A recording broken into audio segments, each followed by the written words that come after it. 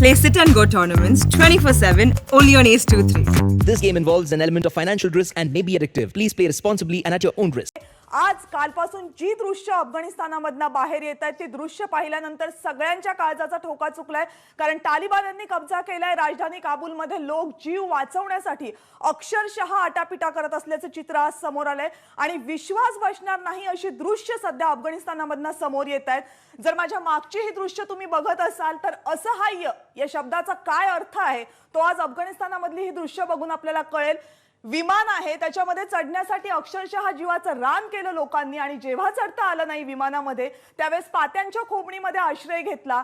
दुर्दैव इतकं की विमानानं हवेमध्ये उड्डाण केलं आणि त्यानंतर दोघांचा या विमानामधून पडून मृत्यू झाला. ही चित्र आपल्या समोर येत आहेत अफगाणिस्तानमधून. तिथल्या एका न्यूज एजन्सीच्या माध्यमातून ही चित्र आपल्या समोर येतात. माझ्यासोबत माझा सहकारी अभिजित सुद्धा आहे.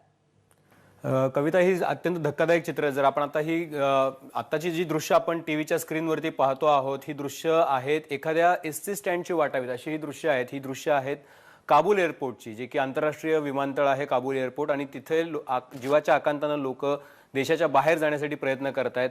आणि आपण बघू शकतो की विमानाच्या टपावर सुद्धा लोकांनी आसरा घ्यायचा प्रयत्न केलाय.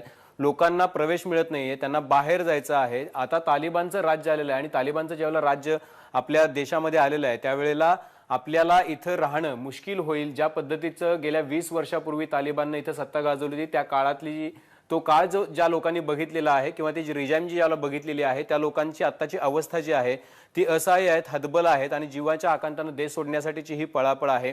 ज्या वेळेला हे विमान म्हणजे या विमानामध्ये काही लोकांना प्रवेश मिळाला नाही त्यावेळेला म्हणजे लोक इतकी घाबरलेली आहेत, इतकी चिंतित आहेत स्वतःच्या कुटुंबांच्या किंवा त्या स्वतःच्या मुलाबाळांच्या आयुष्याची इतकी चिंता आहे त्यांना की काही लोकांनी या विमानाच्या व्हीलला म्हणजे चाकांना खरं तर आवळून तिथून जायचा पकडण्याचा प्रयत्न केला. आणि ज्याला टेक ऑफ झालं विमानाचं त्यावेळेची ही दृश्य आहेत. आपण जर टीव्ही स्क्रीनवरती ही दृश्य कविताच्या जवळ आहेत जी अवास्का नावाची जी एजन्सी आहे ती दृश्य जी आहेत ती बघितली तर म्हणजे हृदय पिळवटून टाकणारी दृश्य आहेत. असहाय्य, भयंकर आणि भीषण अभिजित ही दृश्य आहे. तू पाहतोयस इथे आता जी सर्कल्स दिसत होती हे विमान हवेमध्ये झेपावलं आणि त्या दृश्यांमध्ये जे तू दाखवत होतास आता त्याच्यामध्ये त्या विमानाच्या पात्यांच्या मधल्या भागामध्ये जरा चाकाच्या वरती तिथे आश्रय घेण्याचा दोघांनी प्रयत्न केला होता आणि ते विमान ज्यावेळेस आकाशामध्ये झेपावलं त्यावेळेस अगदी काही थोडंसं वरती गेलं आणि त्यानंतरची ही दृश्य बघा. ही दोन व्यक्ती आहेत, या दोन व्यक्ती त्या विमानातून खाली पडल्या आणि त्यानंतरची ही दृश्य एका इमारतीच्या छतावरची आहेत. काबूलमधलीच ही एक इमारत आहे जिच्या छतावरची ही इमारत जिच्या छतावर हे दोघं जण पडल्याचं सांगण्यात येतंय. दुर्दैवानं या दोघांचाही इतक्या उंचीवरून पडल्यामुळे मृत्यू झालेला आहे. मात्र अभिजित ही परिस्थिती खरंच खूप भीषण आहे. कदाचित तू मी जो इतिहास पाहिला त्या इतिहासामधली सगळ्यात भीषण दृश्य आहे ती.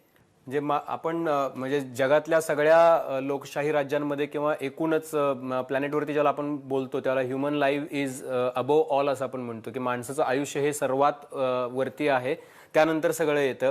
त्यावेळेला आपण या जगामध्ये ज्यावेळेला 21व्या शतकामध्ये ज्यावेळेला जग इतकं जवळ आलेलं आहे एकमेकांना मदतीसाठी तर तो जो व्हिडिओ आहे हे सगळे व्हिडिओ जे दाखवत आहेत हे व्हिडिओ आपल्याला खरं तर म्हणजे जाणीव करून देत आहेत की या इतकं जग जवळ आल्यानंतर सुद्धा आपली परिस्थिती जी आहे ती भयावह झालेली आहे. युएननी जे आहे यामध्ये इंटरफेरन्स लवकरात लवकर करणं गरजेचं होतं, तो इंटरफेरन्स लवकर झाला नाही. त्यामुळं तालिबाननं इतक्या लवकर खरं तर कब्जा मिळवला अफगाणिस्तानवरती. आणि सगळ्यात महत्वाचं म्हणजे हे जे व्हिडिओज आहेत ते आपल्याला ही दृश्य जे आहेत म्हणजे बोलण्यासाठी शब्द मिळत नाही, इतकी भयानक दृश्य आहेत. जीवाच्या आकांतानं लोक विमान पकडण्याचा प्रयत्न करतात, देशाच्या बाहेर जाण्याचा प्रयत्न करतात. अभिजित असं नाहीये की अशी दृश्य आपण पाहत नाही, पण आपण पाहतो ही दृश्य नॉर्मल लाईफ मधले असतात, सामान्य जीवनामधले असतात. तुम्ही रोज ऑफिसला प्रवास करत असताना अगदी लोकलमधनं असाच जीव घेणा प्रवास करत असतो, पण त्याच्यामध्ये सुरक्षितता असते आणि याच्यामध्ये इतकी मोठी असहाय्यता आहे. या दृश्यांची खरं तर तुलना कशाची होऊ शकत नाही. म्हणजे कुठल्याही प्रवासाशी किंवा कशाशी करता येणार नाही. ही अत्यंत भयानक दृश्य आहेत. मला हे आवर्जून सांगावं लागेल की इंटेलिजन्स फेल्युअर जे आहे ज्याची सर्वत्र जगभर चर्चा सध्या होते आहे की अमेरिकेच्या इंटेलिजन्स फेल्युअरची चर्चा होते आहे तो असा आहे की अजून 90 दिवस लागतील तालिबानला अफगाणिस्तानवरती पूर्ण कब्जा मिळवायला किंवा काबूलपर्यंत पोहोचायला असं बोललं जात होतं. मात्र अवघ्या 3 ते 4 दिवसातच म्हणजे 3 ते 4 म्हणजे कंदाहार घेतल्यानंतर तिसऱ्या दिवशी तालिबानी जे आहेत ते कंदाहारमध्ये पोहोचले आणि कंदाहारमध्ये पोहोचल्यानंतर काबूलमध्ये पोहोचल्यानंतर तिथले अशरफ गनी जे आहेत जे प्रमुख होते त्या राष्ट्राचे अफगाणिस्तानचे ते सुद्धा तिथून परागंदा झाले. अख्खा देश वाऱ्यावर सोडून दिल्याची परिस्थिती निर्माण झाली. लोकांच्या प्रतिक्रिया अत्यंत संतप्त आहेत आणि मग ही दृश्य जी आहेत ती बघायला सुरुवात झाली. लोकांना ज्या वेळेला मला हे प्रेक्षकांना सांगावं लागेल की ज्या वेळेला देशाचे राष्ट्रप्रमुख तिथून परागंदा झाले, युएननी तिथं इंटरफेरन्स केला नाही, अमेरिकेनं आपलं सैन्य मागे घेतलं आणि तिथल्या लोकांच्या सुरक्षिततेचा विचार केला नाही, त्यावेळेला तिथल्या लोकांना असं वाटलं की जगानं आपल्याला वाऱ्यावर सोडून दिलेलं आहे आणि जगानं वाऱ्यावर सोडून दिल्यानंतर आपण काय करायचं तर आपण फक्त आणि फक्त इतकंच करू शकतो की आपला जीव वाचवण्याची कसरत करू शकतो. आता हे विमान येताना ज्याला आपल्याला दिसतं आहे तर त्याच्या पाठीमागे ही लोक धावताना आपण दिसत आहेत आपल्याला. एखाद्या आपण ही दृश्य खरं तर कधीतरी आपल्याकडे म्हणजे लोकल एस स्टँडवरती वगैरे बघत असतो की बस आल्यानंतर, पण ही जीवाच्या आकांतानं जीव वाचवण्यासाठी जी धडपड आहे ही महिला, मुलं, लहान मुलं यांच्यावरती जी अॅट्रॉसिटी होण्याची जी भीती आहे ती भीती प्रचंड आहे आणि त्या भीतीपोटी ही सगळी लोक जे आहेत ते लोक देश सोडून जाण्याचा प्रयत्न करतायत. आणि अभिजित, खरं तर या दृश्यांची तीव्रताच इतकी आहे की इथला संघर्ष आणि जगण्यासाठीचा, जीव वाचवण्यासाठीचा संघर्ष खरंच खूप मोठा आहे. आपली सहकारी माधवी सुद्धा आपल्यासोबत स्टुडिओमधून न्यूजरूम मधनं सध्या आहे. माधवी, तुझ्याकडचे काय अपडेट्स आहेत आत्ताचे? कविता, जसं अभिजितने सांगितलं की जगण्यासाठी ही जी काही धडपड आहे त्या धडपडीतून ही दृश्य आपल्या समोर आलेली आहेत. आत्ता जी परिस्थिती आहे सध्या काबूलमध्ये ती अशी आहे की काबूलचं विमानतळ हे अमेरिकेनं काबीज केलेलं आहे. तिथल्या सैन्यानं या सगळ्या जो काही एवढी गर्दी जमलेली आहे त्यांना थोडंसं काबूत आणण्यासाठी काही प्रमाणात गोळीबार केला आणि त्यामध्ये या धडपडीतूनच 5-6 लोकांचा मृत्यू झालेला आहे. मात्र त्यानंतर आता अर्थातच ही गोष्ट साहजिक आहे की अमेरिकेने जेव्हा या विमानतळावर काबू मिळवलेला आहे तर पहिलं प्राधान्य अमेरिकेचं हेच असेल की त्यांच्या दूतावासात अडकलेल्या अमेरिकन नागरिकांना सर्वप्रथम बाहेर काढलं जाईल, त्यांच्या विमानांना सर्वप्रथम एअर स्पेस दिला जाईल आणि त्यानंतर जे इतर देशांची विमानं असतील किंवा इतर देशातले नागरिक असतील त्यांना बाहेर काढण्याचा प्रयत्न केला जाईल. त्यामुळे भारतामधूनही एक विमान जाणार होतं आणि तिथल्या काही भारतीय नागरिकांना घेऊन परतणार होतं, मात्र त्याला एअर स्पेसच मिळालेला नाही. त्यामुळे अनेक देशाचे नागरिक, लाखो हजारो नागरिक तिथे अडकलेले आहेत. आपण विचार करू शकतो की कालपासून हे नागरिक या विमानतळावर अडकलेले आहेत. कुणाकडेही विमानाचं तिकीट नाही. अर्थातच त्या विमानतळाची काय दशा झालेली असेल, तिथे खायला काही मिळत नसेल आणि अशा अवस्थेत फक्त एकच ध्येय या लोकांचं आहे, ते म्हणजे या विमानतळातून मिळेल त्या विमानातून मिळेल त्या अवस्थेमध्ये बाहेर पडायचं आणि एकदाचं काबूल सोडायचं. मग ते इराणचं विमान असो, ते अमेरिकेचं विमान असो, ते कझाकिस्तानचं विमान असो, कुठल्याही देशाचं विमान त्यांना चालेल. मात्र त्यांना या तालिबान्यांच्या त्यांच्यापासून सुटका करायची आहे आणि या काबूलमधून बाहेर पडायचं आहे आणि त्यासाठीचीच ही केविलवाणी धडपड या सगळ्या अफगाणिस्तानातल्या नागरिकांची सुरू आहे. दुसरी म्हणजे इथली जी भौगोलिक स्थिती आहे ती अशी आहे की काबूल हे अफगाणिस्तानच्या मध्यभागी आहे. त्यामुळे त्यांना जो इतर मार्ग आहे तो म्हणजे इतर सीमांच्या द्वारे बाहेर पडण्याचा. माधवी, या ठिकाणी आपल्याला 2-3 गोष्टी या ठिकाणी सांगितल्या पाहिजेत ज्या महत्त्वाच्या आहेत प्रेक्षकांच्या माहितीसाठी. जवळपास 20 वर्ष जे आहे ते अमेरिकेनं म्हणजे अफगाणिस्तानाने या सगळ्या परिसराला संरक्षण देण्याचा प्रयत्न केला होता. जवळपास $2 ट्रिलियन पेक्षा जास्त पैसा तिथं ओतलेला होता. मात्र गेल्या 2 वर्षांपासून म्हणजे अमेरिकेने तिथून हळूहळू काढता पाय घ्यायला सुरुवात केली आणि त्याचे करार सुद्धा त्यांनी तालिबान्यांशी केलेले होते. मात्र त्याच्या पुढची जी रणनीती होती की तिथल्या जनतेला सुरक्षित वातावरण देण्याची, ती मात्र आखली गेली नव्हती आणि त्याचा परिणाम म्हणून आता आपल्याला ही सगळी दृश्य जी आहेत ती बघावी लागत आहेत. सर्वात महत्वाचं म्हणजे आत्ताची जी स्थिती आहे ती अशी का आहे हे वारंवार सांगितलं गेलं पाहिजे. त्याचं कारण आहे की तालिबान्यांची जी राजवट होती 20 वर्षांपूर्वी, ती राजवट असताना ज्या पद्धतीच्या अॅट्रॉसिटीज तिथं लहान मुलांवरती, महिलांवरती, तरुणांवरती झाल्या त्या बघता तालिबानी हे कट्टरतावादी आहेत आणि त्यांच्या रिजाईममध्ये इथं जगणं आपल्याला सुसह्य होणार नाही.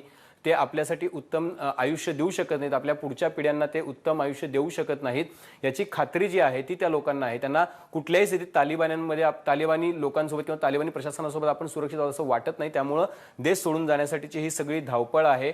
आपण जर काल बघितलं असेल तर इतकी वाईट परिस्थिती होती की अमेरिकन दूतावासामधून सुद्धा लिटरली त्यांनी हेलिकॉप्टरच्या साहाय्यानं त्यांनी स्वतःच्या लोकांना तिथून इव्हॅक्युएट केलं. आज काही इतर देशांमध्ये जी अफगाणिस्तानची अफगाणिस्तानची जी इतर देशांमधली जी दूतावास होती त्यातल्या भारतीय दूतावासांनी काय एक ट्विट केलेलं होतं. ते इतकं उद्विग्न ट्विट होतं की आम्हाला आमचे राष्ट्रप्रमुख जे आहेत ते सोडून परागंदा झालेले आहेत. त्यांनी पूर्णपणे या राष्ट्राची विल्हेवाट लावलेली आहे अशा पद्धतीने त्यांनी वाऱ्यावर सोडलेलं आहे. अशा पद्धतीचं उद्विग्न ट्विट एखाद्या एम्बेसीने करणं, एखाद्या एम्बेसीने राजदूतांनी किंवा त्या देशाच्या राजदूतांनी करणं हे अत्यंत म्हणजे आपण ते किती हतबल असं त्याचा आपण विचार करू शकतो. आणि त्यातून ही सगळी परिस्थिती जी आहे ती उद्भवलेली आहे. आणि खरं तर ही परिस्थिती येईल असं सगळ्यांना माहित होतं, पण ती ज्या वेगानं अफगाणिस्तानमध्ये ती परिस्थिती बदलली गेल्या अगदी काही दिवसांमध्ये तिथं कुणीही अपेक्षा केली नव्हती. अभिजित, सचिन ढगे आपल्या सोबत आहेत, माजी लष्करी अधिकारी.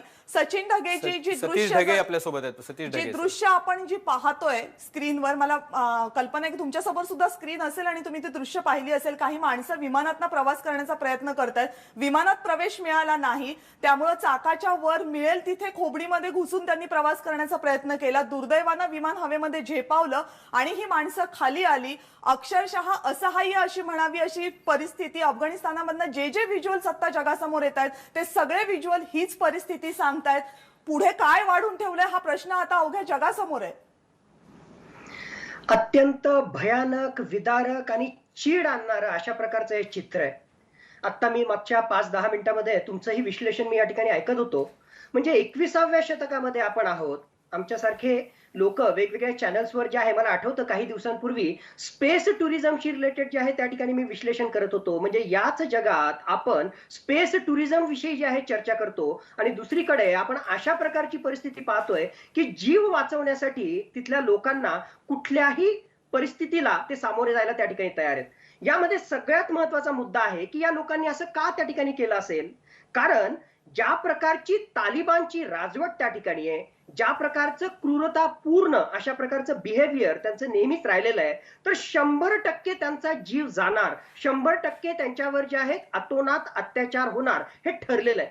कमीत कमी विमानाला लटकून कुठेतरी चमत्कार झाला, 0.0001% एवढी जरी शक्यता असली वाचायची, तर ती शक्यता त्या लेव्हल पर्यंतची रिस्क घेण्याची सुद्धा तयारी या लोकांनी दाखवलेली आहे. यावरून हे स्पष्ट होतं की किती भीषण भयानक अशा प्रकारची परिस्थिती आहे. आपण ग्रामीण भारतामध्ये जे आहे बऱ्याच वेळेस पाहिलेलं आहे की जीपमध्ये चढण्यासाठी किंवा एखाद्या ट्रॅव्हल बसमध्ये चढण्यासाठी अशा प्रकारची जी आहे वेळोवेळी लोकांतर्फे जे आहे अशा प्रकारचा प्रयत्न केला जातो. पण कुठल्या इंटरनॅशनल एअरपोर्टवर अशा काही प्रकार होईल किंवा चित्रपट सोडून एखादा साहसपट सोडून कोणी विमानाला सुद्धा लटकेल हा विचार सुद्धा आपण दूरपर्यंत करू शकत नव्हतो. आणि पुन्हा मी सांगतोय की 21व्या शतकामध्ये जर हे असं होत असेल तर मी म्हणतो हे संपूर्ण सिस्टमचं, आंतरराष्ट्रीय सिस्टमचं, ज्यामध्ये युनायटेड नेशन्स आहे, अमेरिका आहे, पाश्चात्य देश आहे, काही अंशी भारतासारखं स्वतःला सुपर पॉवर बनवण्यासाठी प्रयत्नशील असणारं राष्ट्र आहे, हे कलेक्टिव्ह फेल्युअर आहे. मोठ्या मी या ठिकाणी छोटा आहेत पण तरी सुद्धा मी शब्द या ठिकाणी वापरतो की आपण ज्या ह्युमन राईट्सच्या गप्पा त्या ठिकाणी वेळोवेळी त्या ठिकाणी करतो, याच्यापेक्षा जास्त मानवी हक्कांचं जे आहे एक प्रकारचं उल्लंघन होत आहे. याच्यापेक्षा जे आहे आणखीन दुर्दैव काय असू शकेल की तुमचा जीव वाचण्यासाठी तुम्ही कुठल्याही स्तराला त्या ठिकाणी जायला तयार आहेत. आपण त्या ठिकाणी काबूल एअरपोर्टवरचे सुद्धा पिक्चर्स त्या ठिकाणी पाहिले की एवढ्या मोठ्या प्रमाणावर लोक, म्हणजे एअरपोर्टवर चेंगराचेंगरी झालं हे कधीही आपण त्या ठिकाणी ऐकलं नव्हतं. पण काबूलच्या इंटरनॅशनल एअरपोर्टवर एवढा लोकांचा लोंढा आहे आणि त्या ठिकाणी चेंगराचेंगरी सारखी सुद्धा जे आहे पिक्चर किंवा आणि सतीशजी सगळ्यात महत्वाचं म्हणजे आता नाही, गेल्या कित्येक वर्षांपासून काबूलचं हेच जे एअरपोर्ट आहे ते वॉर एअरपोर्ट म्हणून ओळखलं जातं. त्यामुळे सामान्यपणे एअरपोर्टवर जेव्हा तुम्ही जाता तेव्हा तुम्हाला जर 2 किंवा 3 सिक्युरिटी चेक्स असतील तर या अशा एअरपोर्ट्सवर तुम्हाला कमसे कम 10 ते 15 सिक्युरिटी चेक्स मधनं जावं लागतं, तेव्हा तुम्ही तुमच्या विमानापर्यंत पोहोचता. आज सकाळपासून आपण जेव्हा चर्चा करत होतो तेव्हा अनेकदा असं सांगितलं गेलं होतं की अमेरिकेचे सैनिक त्या विमानतळावर आहेत म्हणून. पण ही जी दृश्य आपण पाहिली, विमानतळावरची दृश्य जर ही असेल तर अवघ्या देशातली काय परिस्थिती असेल. अफगाणिस्तानमध्ये ऑलरेडी अराजकता सुरू झालेली आहे. याचं जे आहे हे उत्कृष्ट अशा प्रकारचं चित्र त्या ठिकाणी. खरं पाहिलं तर काबूलचं जे इंटरनॅशनल एअरपोर्ट आहे त्याचा सुरक्षिततेचा जिम्मा हा अमेरिकन सोल्जरशी संबंधित किंवा अमेरिकन सैन्य दलाशी संबंधित आहे. पण तसं असताना सुद्धा तालिबानचं वर्चस्व ओव्हरऑल अफगाणिस्तानवर एवढ्या मोठ्या प्रमाणामध्ये झालेलं आहे, काबूलमध्ये सुद्धा ती एवढ्या मोठ्या प्रमाणावर हावी झालेले आहेत की अमेरिकेचं सैन्य सुद्धा त्या ठिकाणी काही करू शकत नाही. अमेरिकेचं सैन्य इफेक्टिव्ह आहे, पण कुठे इफेक्टिव्ह आहे? त्यांचे राजदूत, त्यांच्याशी संबंधित कर्मचारी, अमेरिकन नागरिक यांना लवकरात लवकर कसं आपल्या C-17 ग्लोब मास्टरच्या माध्यमातून किंवा वेगवेगळ्या हेलिकॉप्टरच्या आणि विमानांच्या माध्यमातून त्यांना तिथून बाहेर काढता येईल, यासाठी मात्र अमेरिका पूर्णपणे प्रयत्नशील आहे. एकीकडे स्वतःला अमेरिका सुपर पॉवर म्हणतं, पण दुसरीकडे त्याचा हा जर केविलवाना प्रयत्न चालू असेल की फक्त आणि फक्त अमेरिकन नागरिकाचा जीव कसा वाचवता येईल त्यासाठी प्रयत्न करणं, तर त्या अर्थी मग आपण अमेरिकेला सुपर पॉवर म्हणावं का, हा मोठा प्रश्नच आहे. ढगे सर, एक मुद्दा इथं आहे की जो आपल्याला विसरता येणार नाही की 2018 पासून याची तयारी चालू होती की अमेरिकेनं काढता पाय घ्यायला सुरुवात केलेली होती. तिथं गेल्या 3-4 दिवसांपासून तर आपण बघत होतो की आता जवळपास तालिबान्यांची सत्ता इथं येणार हे स्पष्ट झालेलं होतं, पण मोठं इंटेलिजन्स फेलियर अमेरिकेसारख्या देशात इथं बघायला मिळतं आहे. 3 दिवसांपूर्वी त्यांना असं वाटत होतं की अजून 90 दिवस लागतील त्यांना काबूलपर्यंत यायला आणि पूर्ण सत्ता काबीज करायला, मात्र अवघ्या 3 दिवसामध्ये तालिबानी इथं पोहोचले आणि अशरफ गनींना तिथून परागंदा व्हावं लागलं. हे सर्वात मोठं फेल्युअर आहे सुपर पॉवर बनवणाऱ्या देशाचं. आणि दुसरी महत्वाची गोष्ट जी आहे, तसं तुम्हाला वाटतं का की कुठलाही एक्झिट प्लॅन जो आहे तो तयार करताना अमेरिकेनं इथल्या लोकांच्या सुरक्षेचा, तिथल्या मानवी हक्कांचा विचार ना अमेरिकेनं केलेला दिसतोय, ना UN त्याच्यामध्ये रस दाखवलेला दिसतोय, ना पाश्चात्य देशांनी रस दाखवलेला दिसतोय. इंटेलिजन्स फेल्युअर आणि मानवी हक्कांच्या संरक्षणासाठी कुठलंही न केलेलं काम, याबद्दल तुम्ही काय सांगाल? नक्कीच तुमच्या या दोन्ही प्रश्नाशी जे आहे सकारात्मक असंच माझं उत्तर आहे. म्हणजे पहिली गोष्ट, त्या ठिकाणी अमेरिकेचं इंटेलिजन्स फेल्युअर आहे का? 100% अमेरिकेचं इंटेलिजन्स फेल्युअर आहे. कारण एप्रिल 2021 पर्यंत जर आपण पाहिलं तर तालिबानचं वर्चस्व हे साधारणतः अफगाणिस्तानमधल्या 15 ते 20% एवढ्याच भूभागावर होतं. मागच्या 3 महिन्यांमध्ये ज्या प्रकारे तालिबाननं मुसंडी मारलेली आहे आणि आज घडीला संपूर्ण अफगाणिस्तान आपल्या वर्चस्वाखाली आणलेला आहे. आणि फक्त एवढंच नाही, जसं तुम्ही राईटली पॉइंट आउट केलं, काही दिवसांपूर्वीच अमेरिकेच्या इंटेलिजन्स एजन्सीजनं सांगितलं की येणाऱ्या 90 दिवसांमध्ये तालिबानचं अफगाणिस्तानवर वर्चस्व प्रस्थापित होईल. फॉरगेट अबाउट 90 डेज, 90 दिवस काय, मोजक्या ज्या आहेत 3 ते 4 दिवसामध्येच एवढ्या मोठ्या प्रमाणावर मुसंडी अमेरिकेनं मारली की यामध्ये जे आहे पूर्णतः अमेरिकेला ग्राउंड लेवलवर काय चालू आहे, खरोखरच अफगाणिस्तानची काय परिस्थिती आहे याचा थांग पत्ता. मला ढगे सर अजून एक छोटासा प्रश्न तुम्हाला विचारायचा आहे. ढगे सर, मला अजून एक छोटासा प्रश्न विचारायचा, तो मानवी हक्कांबद्दल मी ज्याला बोलत होतो त्यावेळेला. तुम्हाला काय वाटतं, तुम्ही 20 वर्षांपूर्वीची जी तालिबानी रिजाईम जे आहे, जी राजवट आहे, ती सगळ्या जगानं अनुभवलेली आहे. त्यांचे अत्याचार, अन्याय, क्रूरता ही सगळ्या जगाला माहिती आहे. तालिबान्यांच्या राज्यामध्ये महिलांची, मुलांची काय अवस्था असणार आहे, तिथल्या तरुणांची काय अवस्था असणार आहे, अनुभव काय आहे तालिबान्यांचा, तुम्ही त्यातली काही उदाहरणं पण सांगू शकता? 1996 ते 2001 या काळामध्ये संपूर्ण जगानं तालिबानचं अफगाणिस्तानमध्ये ज्या प्रकारचं वर्चस्व होतं आणि ज्या प्रकारचं क्रूरतापूर्ण बिहेवियर त्यांचं राहिलेलं आहे, हे संपूर्ण जगानं त्या ठिकाणी पाहिलेलं आहे. म्हणजे शरिया कायदा हे नाव त्या ठिकाणी, गोंडस नाव त्या ठिकाणी ते पुढे करतात, पण आपल्यासाठी जे फायद्याचं आहे त्याच गोष्टींची फक्त अंमलबजावणी ते त्या ठिकाणी करतात. म्हणजे तिथल्या महिलांशी संबंधित, मुलींशी संबंधित त्यांच्यावर मोठ्या प्रमाणावर मानसिक अत्याचार करणं, लैंगिक अत्याचार करणं, फिजिकल असॉल्ट्स करणं, हे वेळोवेळी जे आहे तालिबानी त्या ठिकाणी करत आलेले आहेत. शरियामध्ये किंवा माझ्या मते इस्लाम धर्मामध्ये असं कुठेही सांगितलेलं नाही, तरी सुद्धा आपल्याला जे सोयीस्कर आहे अशा प्रकारच्या त्या गोष्टी करतात. मध्ययुगीन काळामध्ये ज्या प्रकारची परिस्थिती होती की एखादा जर गुन्हा झाला आणि तो गुन्हा सिद्ध होण्याच्या अगोदरच जो कोणी राज्यकर्ता आहे त्या राज्यकर्त्याला वाटलं तर त्याचे हात तोडून टाकणं, पाय तोडून टाकणं, त्याला अतिशय बर्बरतापूर्ण अशा प्रकारची जी आहे एक प्रकारची पनिशमेंट देणं. आणि तेच पाहायला मिळणार आहे. खरं तर खलीद हुसैनी सारख्या लेखकाच्या कादंबऱ्या असतील त्याच्यामधनं ही सगळी परिस्थिती आपण सगळ्यांनी वाचलेली आहे, पण वाटलं नव्हतं की ही परिस्थिती पुन्हा एकदा अवघ्या जगाला बघावी लागेल. पण परिस्थिती पुन्हा तिकडेच चाललेली आहे. या सगळ्या घडामोडींवर आपण लक्ष ठेवून असणारच आहोत. आणखीनही काही महत्त्वाच्या बातम्या. एबीपी माझा, उघडा डोळे बघा नीट.